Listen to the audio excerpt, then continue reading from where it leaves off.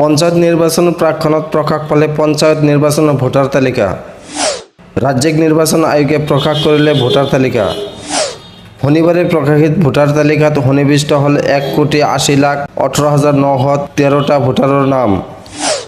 ইয়াৰে 90,60,640 জন পুৰুষ ভোটাৰ, মহিলা ভোটাৰ 89,53,865 গৰাকী। আনহাতে তৃতীয় লিংগৰ ভোটাৰ হৈছে 408 গৰাকী। এইবাৰ 27 জিলাৰ 397টা ZPCৰ বাবে অনুষ্ঠিত হ'ব নিৰ্বাচন। 181খন আঞ্চলিক পঞ্চায়তৰ নিৰ্বাচন অনুষ্ঠিত হ'ব আৰু 21,192 গাঁও পঞ্চায়তত আছে 21,920টা ৱাৰ্ডত অনুষ্ঠিত হ'ব নিৰ্বাচন। গাঁও পঞ্চায়তৰ প্ৰতিটো ৱাৰ্ডৰ বাবে সুকীয়া সুকীয়াকৈ অনুষ্ঠিত হ'ব নিৰ্বাচন। নিৰ্বাচনত স্থাপন কৰা হ'ব 24,884টা ভোট কেন্দ্ৰ।